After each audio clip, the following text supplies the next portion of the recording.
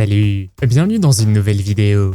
Et si nous avions déjà inventé l'énergie libre, l'antigravité, des machines capables de vaincre les maladies et des matériaux résistants à la chaleur du soleil, pour ensuite les voir disparaître sans laisser de traces?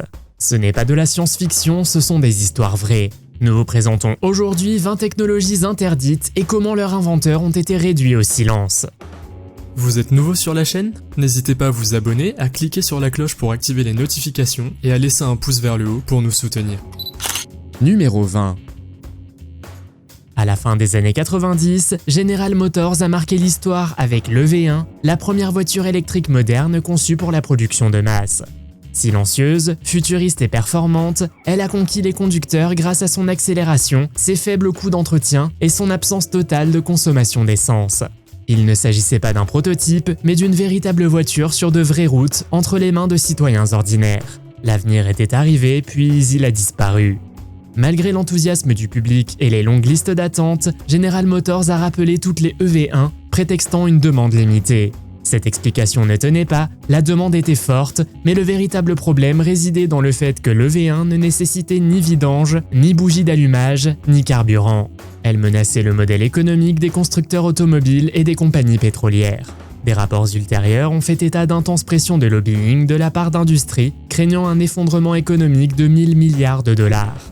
Ce qui a suivi ressemblait à un sabotage digne d'un film. Toutes les EV1 ont été saisies, détruites ou mises en pièces. Même des célébrités comme Tom Hanks et Mel Gibson ont supplié General Motors de leur permettre d'acheter leur voiture. GM a refusé et des documents divulgués ont révélé par la suite qu'elles avaient discrètement vendu des brevets clés sur les batteries à chevrons, enterrant ainsi cette technologie. GM n'a pas seulement mis fin à une voiture, elle a anéanti un avenir. Aujourd'hui, les véhicules électriques sont salués comme révolutionnaires, mais le V1 était cette révolution près de 30 ans trop tôt. Numéro 19. Avant Hollywood, avant Edison, avant les frères Lumière, il y avait Louis le Prince. En 1888, ce modeste inventeur français filma les premières images animées au monde avec une caméra à objectif unique. Son court-métrage, Scène du jardin de Roundé, précéda de plusieurs années les brevets d'Edison. Le prince n'était pas seulement en avance sur son temps, il l'a créé. Puis il disparut. En septembre 1890, quelques jours avant sa démonstration prévue à New York et le dépôt de son brevet, le prince monta à bord d'un train en France. Il n'arriva jamais à destination. Ses bagages disparurent, son corps ne fut jamais retrouvé. Aucun témoin, aucune rançon, aucune explication. Il avait disparu de la surface de la Terre. Sa famille soupçonnait un acte criminel, d'autres pensaient qu'il avait été réduit au silence par de puissants inventeurs protégeant des inventions concurrentes. Certains pointèrent directement du doigt Thomas Edison, qui 2 ans plus tard, breveta sa propre caméra et affirma avec acharnement avoir inventé le cinéma. Le fils de Le Prince affronta plus tard Edison devant les tribunaux, présentant les images tournées par son père comme preuve. Peu après, le fils fut retrouvé mort dans un mystérieux accident de chasse. L'appareil photo fonctionnel de Le Prince, sa pellicule et ses notes ont été retrouvés, mais son nom a été effacé par des personnes plus fortunées et peut-être plus motivées. À ce jour, Louis le Prince est officiellement porté disparu. Numéro 18. Imaginez un futur où un simple soldat pourrait planer au-dessus du champ de bataille comme Iron Man, sans hélicoptère, sans piste d'atterrissage, sans avion de chasse. Ce futur a failli devenir réalité en 1984 avec le Wasp X-Jet de Williams International, une véritable plateforme volante entièrement fonctionnelle, développée dans le cadre d'un contrat avec l'armée américaine. Sans aile ni rotor, il s'agissait essentiellement d'un jetpack debout, capable de décoller verticalement, de faire du surplace et d'atteindre 100 km/h, le tout contrôlé par les mouvements du corps. L'armée l'a surnommé la Jeep volante et les médias l'ont salué comme l'avenir de la guerre. Mais en coulisses, il était perçu comme une menace. Le X-Jet offrait à une seule personne la puissance d'un avion, agile, furtif au radar et déployable instantanément. Il aurait pu révolutionner la stratégie militaire et rendre obsolètes les avions coûteux, et c'est précisément pourquoi il a disparu. Après des essais concluants et des millions d'investissements, le projet a été soudainement classifié, arrêté, puis abandonné. Officiellement, il a été jugé irréalisable, bien que des images aient prouvé le contraire. Williams International n'a jamais publié les spécifications techniques complètes. Certains affirment qu'il a été intégré à des programmes de défense secrets. D'autres prétendent qu'il menaçait des intérêts trop bien établis. Curieusement, après son annulation, aucune version civile ou commerciale n'a jamais été développée et même les brevets n'ont jamais été rendus publics. Numéro 17. Dans les steppes reculées de Sibérie, l'entomologiste russe Viktor Grebennikov ne cherchait pas l'antigravité, il étudiait les insectes. Mais ce qu'il affirma avoir découvert défiait les lois de la physique et peut-être même la réalité. En examinant les ailes d'un coléoptère rare, Grebennikov dit avoir ressenti une force étrange, comme des coussins invisibles repoussant ses mains. La structure de l'aile, pensait-il, générait un effet d'antigravité grâce à ce qu'on appelait l'effet structurel de cavité, ESC. Ces motifs microscopiques, affirmait-il, étaient des systèmes de propulsion manuels, fruits de l'évolution, interagissant avec la structure même de l'espace. Fort de cette découverte, il aurait construit une plateforme volante à la fin des années 80. Il décrivit un vol silencieux, sans carburant, sans pièces mobiles, sans chaleur et indétectable. Grebennikov affirmait pouvoir parcourir des centaines de kilomètres en quelques minutes, bien au-dessus des arbres, et les autorités soviétiques ne rejetèrent pas ses travaux d'emblée. Peu après la publication de ses rapports, ses recherches furent classifiées, ses notes confisquées et il lui fut interdit d'en parler. Seuls quelques croquis ont survécu, vagues et peut-être censurés pour publication. Son récit semble incroyable, pourtant les métamatériaux modernes présentent d'étranges similitudes avec les motifs géométriques qu'il décrivait autrefois. Numéro 16. Stanley Meyer n'était pas un excentrique, mais un visionnaire qui menaçait l'empire énergétique mondial. Dans les années 80, il dévoila sa pile à combustible à eau, un dispositif capable d'alimenter une voiture avec de l'eau ordinaire. Ni essence, ni pétrole, seulement de l'hydrogène extrait de l'eau avec une fraction de l'énergie que les scientifiques estimaient nécessaire. Meyer affirmait que son buggy pouvait parcourir la distance entre Los Angeles et New York avec 80 litres d'eau. Son secret résidait dans un procédé qu'il appelait électrolyse résonante, utilisant une tension à haute fréquence et des formes d'ondes spécifiques pour séparer les molécules d'eau avec une consommation d'énergie minimale. Les ingénieurs qui assistèrent à ces démonstrations rapportèrent d'énormes flux de bulles d'hydrogène à un courant incroyablement faible. Si cela s'avérait vrai, Meyer avait trouvé le saint graal de l'énergie propre. Mais tout a basculé. Des compagnies pétrolières auraient offert des millions pour racheter et faire disparaître ses brevets, mais Meyer refusa. Il voulait présenter son invention directement au public. S'ensuivirent des poursuites judiciaires, des intimidations et des enquêtes. Le 20 mars 1998, pendant le dîner, Meyer se leva brusquement, se prit la gorge et cria « Ils m'ont empoisonné ». Il s'effondra à l'extérieur et mourut quelques minutes plus tard. La cause officielle, un anévrisme, et l'affaire fut classée.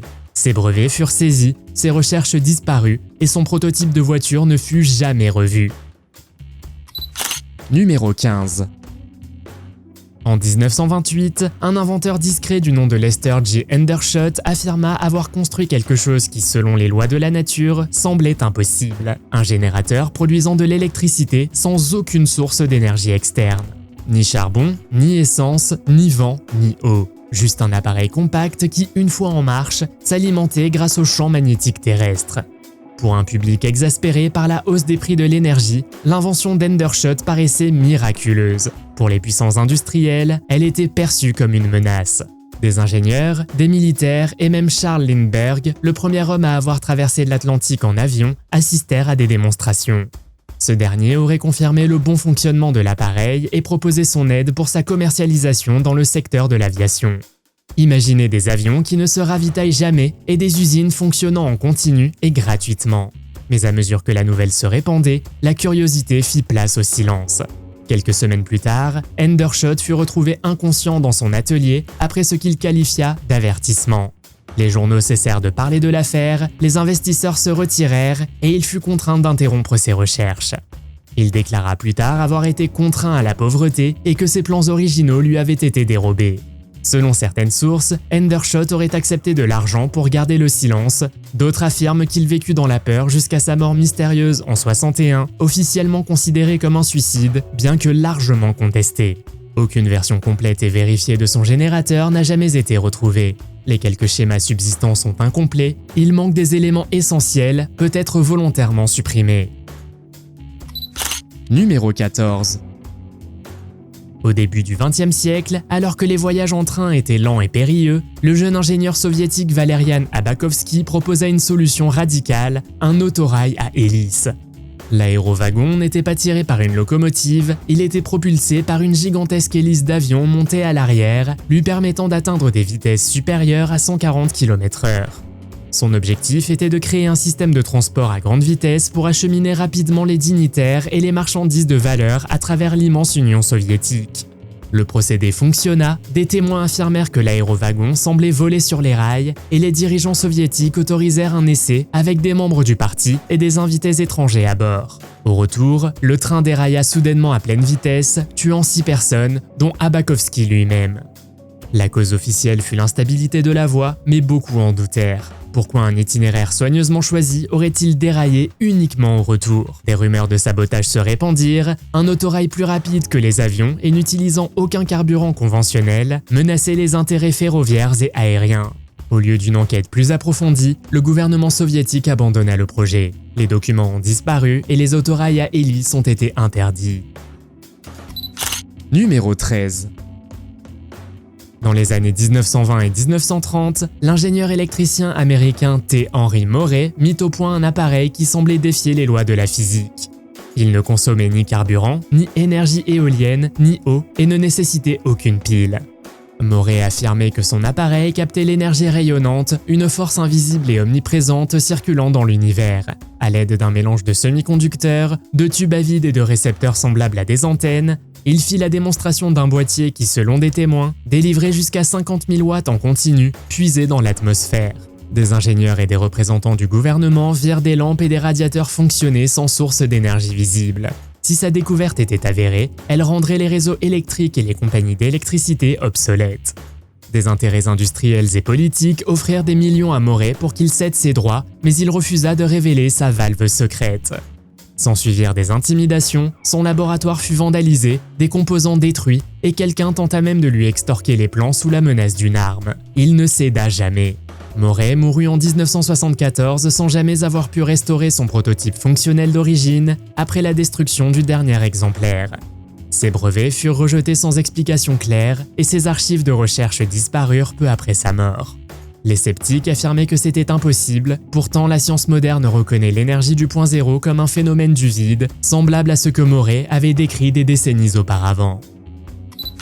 Numéro 12. En 1989, 2 électrochimistes, Martin Fleischmann et Stanley Pons, ont stupéfié le monde avec une affirmation qui aurait pu tout changer. Ils ont déclaré avoir réalisé la fusion froide à température ambiante, une réaction nucléaire produisant plus d'énergie qu'elle n'en consommait, propre, quasi illimitée, sans radiation dangereuse ni déchets. Leur expérience utilisait de l'eau lourde, une électrode de palladium et un courant électrique. Selon leurs mesures, les atomes d'hydrogène fusionnaient à l'intérieur du métal, libérant d'importantes quantités de chaleur. Certains laboratoires ont rapporté des résultats similaires, d'autres n'ont pas pu les reproduire, et en quelques semaines, la communauté scientifique s'est enflammée. Le ton a alors changé. Les grandes institutions ont soudainement qualifié la fusion froide de pseudoscience. Les financements ont été coupés, les études interrompues, et le département de l'énergie américain a classé l'affaire sans examen approfondi. Ridiculisés, Fleischmann et Pons ont quitté le monde universitaire et se sont installés en France. Peu savaient que la marine américaine et la DARPA poursuivaient discrètement les recherches. Sous l'appellation réaction nucléaire à basse énergie, des documents déclassifiés ont confirmé par la suite la poursuite des travaux. Numéro 11. Bruce de Palma, ingénieur formé au MIT et physicien non conventionnel, affirmait avoir découvert une erreur fondamentale dans notre compréhension de l'énergie.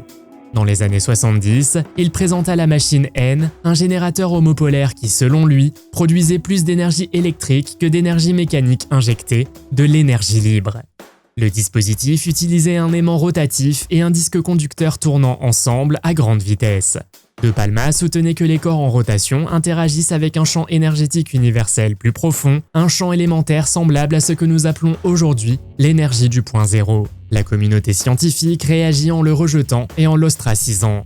De Palma quitta le monde universitaire et ses travaux furent largement ignorés, bien que des chercheurs indépendants, notamment en Inde et au Japon, continuèrent de signaler des anomalies lors de tentatives de reproduction. Notamment, la NASA mena discrètement des expériences avec des systèmes électromagnétiques rotatifs similaires. Pourquoi donc tester quelque chose qui, d'après les manuels, ne fonctionne pas? C'est pour le moins étrange. Numéro 10. Wilhelm Reich était bien plus qu'un scientifique excentrique. Avec ses théories sur l'orgone et ses thérapies non conventionnelles, il devint une menace pour l'ordre établi. Entre les années 30 et 50, Reich affirma avoir découvert une nouvelle forme d'énergie inhérente à tous les êtres vivants et présente dans toute l'atmosphère. Il la nomma énergie organique, une force vitale qui, selon lui, pouvait être observée, mesurée et même exploitée à des fins de guérison et de contrôle climatique. Il construisit des accumulateurs d'orgones, des dispositifs en forme de chambre destinés à concentrer cette énergie vitale, à renforcer le système immunitaire et à traiter des maladies, y compris le cancer. Des patients rapportèrent des guérisons miraculeuses. Reich publia des recherches détaillées, l'intérêt du public grandit rapidement et les autorités intervinrent. En 1954, la FDA, Food and Drug Administration américaine, ne se contenta pas d'interdire ces appareils, elle déclara l'énergie organique supercherie, faute d'évaluation scientifique. Reich fut même interdit d'utiliser le mot orgone. Le gouvernement saisit et brûla ses livres, revues et articles de recherche, l'un des rares autodafés autorisés par le gouvernement fédéral dans l'histoire des États-Unis. La situation s'est aggravée lorsque Reich a construit le brise-nuages, une machine censée pouvoir manipuler l'énergie organique pour provoquer la pluie et mettre fin aux sécheresses. Des agriculteurs ont rapporté des résultats positifs, mais la FDA, au lieu d'étudier la machine, a détruit son équipement et confisqué tout ce qui était lié à ses recherches. Reich a été arrêté pour avoir enfreint l'injonction lui interdisant de parler de l'orgone. Il est mort en prison en 1957, officiellement d'une crise cardiaque, bien que beaucoup pensent encore aujourd'hui qu'il a été réduit au silence. Numéro 9. En 1977, Tom Hogel, un mécanicien de 24 ans, stupéfia le monde automobile. Il affirmait avoir inventé un système d'alimentation révolutionnaire permettant à un moteur V8 standard de parcourir plus de 160 km avec seulement 3,8 litres d'essence sans perte de puissance. Il en fit la démonstration publiquement, sans trucage ni conduite de carburant caché, et des témoins confirmèrent chaque détail. Les journaux annoncèrent la fin de l'industrie pétrolière. Les investisseurs affluèrent et Hogel prédit que son invention rendrait l'OPEP obsolète. Puis le cauchemar commença. Des dirigeants de compagnies pétrolières manifestèrent leur intérêt pour racheter le brevet et le mettre de côté, mais Hogel refusa, insistant pour que la technologie soit accessible au public. Quelques jours plus tard, il échappa à une fusillade, sa maison fut cambriolée et il confia à ses amis qu'il était suivi. Soudain, des poursuites judiciaires apparurent, affirmant que son invention ne fonctionnait pas malgré des démonstrations vérifiées. Ses affaires s'effondrèrent et les mêmes médias qui l'avaient jadis encensé se moquèrent désormais de lui.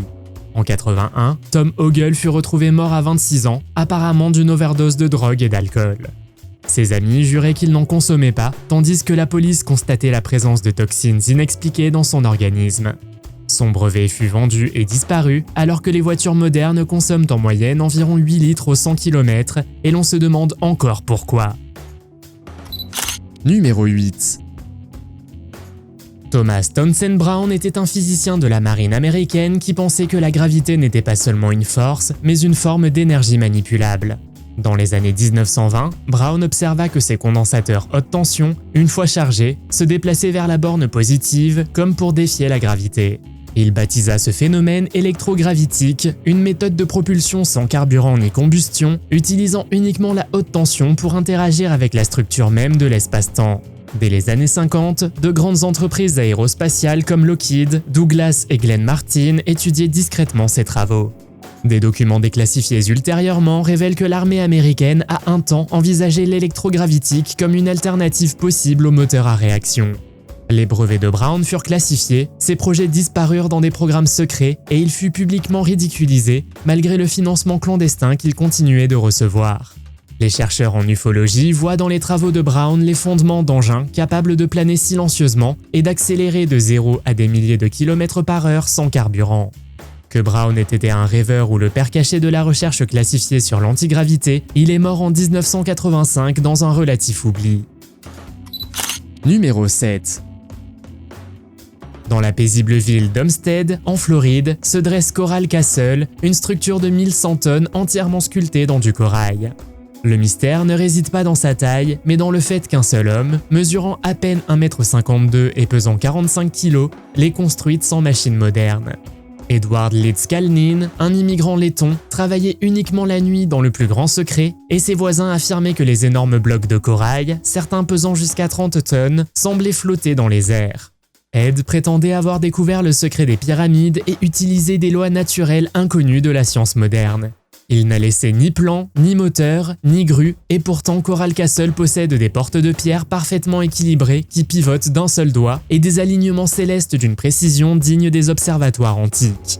Leeds-Kalnin a également écrit des pamphlets énigmatiques sur les courants magnétiques et les particules indépendantes des pôles nord et sud, qualifiant le magnétisme de force vivante et orientable. Beaucoup pensent qu'il utilisait des fréquences antigravitationnelles ou la lévitation acoustique, à l'instar des méthodes employées par les civilisations anciennes pour déplacer d'énormes pierres. Interrogé sur sa construction, Ed répondait simplement « C'est facile une fois qu'on sait comment faire ». Il mourut en 1951, emportant son secret avec lui. Personne n'a jamais reproduit sa technique. Numéro 6. Le forestier autrichien Victor Schauberger n'a pas appris dans les livres, mais dans la nature. En observant les truites glisser sans effort à contre-courant et en étudiant le mouvement spiralé de l'eau, il a conclu que le mouvement tourbillonnaire recelait la clé d'une nouvelle source d'énergie. Il a construit des dispositifs appelés répulsines qui généraient portance et poussés par implosion des spirales tournant vers l'intérieur plutôt que vers l'extérieur. Au lieu de repousser l'air comme les moteurs à réaction, ces machines l'aspiraient vers l'intérieur, créant une force semblable à un vide qui semblait neutraliser la gravité. Des rapports en provenance d'Allemagne nazie affirmaient que ces moteurs avaient présenté une lévitation spontanée lors des essais. Après la Seconde Guerre mondiale, les services de renseignement américains ont saisi ces dispositifs et l'ont contraint à travailler dans le cadre de programmes déclassifiés. Il a signé des documents qu'il ne pouvait pas lire et est mort quelques jours plus tard dans des circonstances mystérieuses. Ses derniers mots, selon des témoins, étaient « Ils m'ont tout pris, je ne suis plus maître de mes pensées ». La répulsine a disparu dans les méandres de la recherche classifiée, tandis que des brevets aérospatiaux modernes décrivent une propulsion par implosion tourbillonnaire qui ressemble étrangement aux conceptions originales de Schauberger. Numéro 5. Dans les années 1950, en pleine guerre froide et en pleine hystérie autour des ovnis, l'ingénieur aérospatial canadien John Frost travaillait discrètement sur une véritable soucoupe volante chez Avro Aircraft. Il ne s'agissait pas de science-fiction, mais d'un projet militaire classifié financé par l'US Air Force, l'Avrocar VZ9. Cet engin circulaire, en forme de disque, était conçu pour le décollage vertical, le vol stationnaire silencieux et le vol supersonique à haute altitude. Frost pensait qu'une forme ronde permettrait de contrôler le flux d'air grâce à l'effet Coanda, générant ainsi de la portance et exploitant potentiellement des principes de propulsion avancés. Les premiers essais montrèrent que l'Avrocar pouvait se maintenir en vol stationnaire à environ 1 mètre du sol, instable certes, mais fonctionnel. Avant même que des améliorations puissent être apportées, le projet fut brutalement déclaré échec, officiellement parce qu'il ne répondait pas aux normes de performance. Mais des documents déclassifiés ultérieurement révélèrent que le programme n'avait pas été annulé, mais simplement mis de côté. Son financement augmenta au lieu de diminuer. Les ingénieurs furent réaffectés à des programmes secrets américains et peu après, des témoins à travers l'Amérique du Nord commencèrent à signaler des engins silencieux en forme de disque, effectuant des manœuvres bien au-delà des capacités des avions à réaction contemporains. Numéro 4. Dans les années 1980, l'inventeur Joseph Newman annonça un dispositif qui, s'il s'avérait exact, bouleverserait la physique moderne. Une machine produisant plus d'énergie qu'elle n'en consommerait. Non pas un mouvement perpétuel, expliqua-t-il, mais l'extraction d'énergie électromagnétique à partir de la structure même de l'univers. Sa machine était composée de bobines de cuivre, d'aimants et d'une armature rotative. Des ingénieurs de la NASA auraient observé des relevés anormaux, suggérant une production supérieure à l'apport, et Newman affirma que son dispositif convertissait la force gyroscopique des particules atomiques en électricité. L'Office américain des brevets refusa de le breveter, non pas parce qu'il avait été réfuté, mais selon des notes internes, parce qu'il risquait de déstabiliser l'économie nationale. Newman porta l'affaire devant les tribunaux et un juge fédéral ordonna au Bureau national des normes de tester le dispositif. Les résultats, confidentiels et divulgués par la suite, firent état d'un gain d'énergie inhabituel, mais Newman fut la risée des médias et traité d'excentrique. Son prototype disparut, les financements s'assèchent et il mourut convaincu que le gouvernement lui avait volé sa technologie. Mais la question demeure, si cela n'a vraiment pas fonctionné, pourquoi a-t-il été classifié? Qu'en pensez-vous? Numéro 3. Le coiffeur et inventeur Maurice Ward affirmait avoir mis au point un matériau ultra léger capable de résister à environ 10 000 degrés Celsius, une température supérieure à celle de la surface du Soleil. En 1990, il en fit la démonstration en direct sur la BBC, un œuf recouvert de Starlight reste à froid malgré la chaleur d'une torche. La NASA, Boeing et le Pentagone se bousculèrent pour l'acquérir, mais Ward refusa de vendre ou de breveter la formule, craignant qu'elle ne soit volée ou utilisée à des fins militaires. Des scientifiques confirmèrent son incroyable résistance à la chaleur, affirmant qu'elle aurait pu éviter des catastrophes comme celle de la navette Columbia. Après la mort subite de Ward, la formule demeura secrète. Selon certaines sources, il l'aurait discrètement transmise, sous couvert de confidentialité, à des entreprises de défense, après quoi elle disparut dans les méandres de la recherche aérospatiale classifiée. Numéro 2.